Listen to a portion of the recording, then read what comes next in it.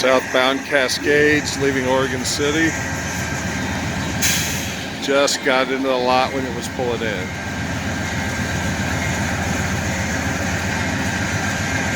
I think this is the last original set of Talgo cars.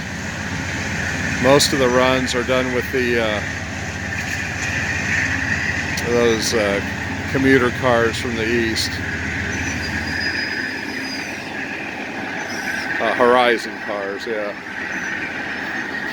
I gotta ride this one before it goes away.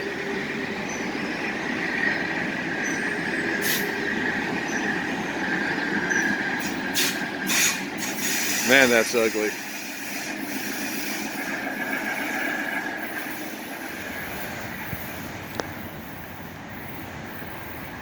Hey folks, we're getting ready for the big neighborhood garage sale, and I guess this counts as my son's first train layout stuff. It's Brio, but you'll see a daylight.